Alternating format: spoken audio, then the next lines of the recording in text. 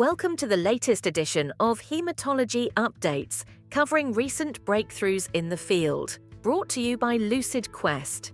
The European Commission approved Minjuvi, tafasitamab, with lenalidomide and rituximab for adults with relapsed or refractory follicular lymphoma after at least one prior therapy.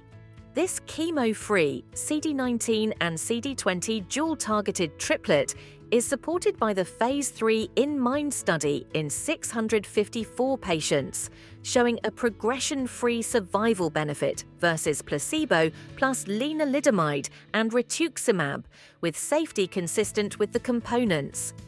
Expect new competition that could shape pricing and formulary access.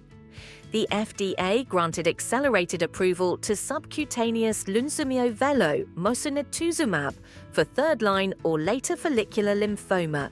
In the Phase 1, Phase 2 GO2-9781 primary analysis, overall response rate was 75% and complete response was 59%, with cytokine release syndrome mostly grade 1 to 2. Administration is about 1 minute by injection, compared with 2 to 4 hours for intravenous infusion, which may influence prescriber choice and payer reviews as more data mature. The NCCN added duvelisib, Copictra as a Category 2A option for mycosis fungoides and Sézary syndrome in cutaneous T-cell lymphoma, reflecting panel consensus above 85%. Duvelisib is already FDA approved for relapsed or refractory CLL or SLL, and this guideline inclusion can inform practice and payer discussions as adoption progresses. The FDA granted Orphan Drug Designation to roxadustat for myelodysplastic syndromes. A post-hoc Matterhorn analysis suggested a transfusion independence benefit in a subset with high transfusion burden. The designation aligns with plans to finalize a Phase 3 protocol, signaling continued investment in this program.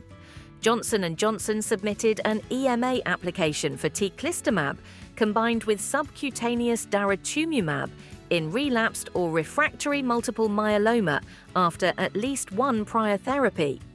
Phase 3, MajesTEC-3, in 587 patients, showed significant improvements in progression-free and overall survival versus DPD or DVD, with infections noted for clinical management. This off-the-shelf BCMA and CD38 combination aims for earlier line use and could guide treatment selection pending review.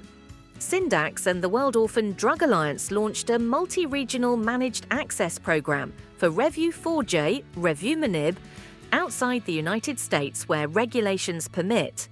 Geographies include parts of Eurasia, Europe, Israel, the Middle East, Turkey, Latin America, and Africa.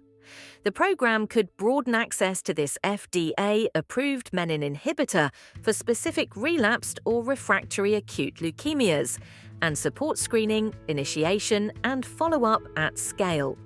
China approved sonrotoclax for relapsed or refractory mantle cell lymphoma and for relapsed or refractory CLL or SLL.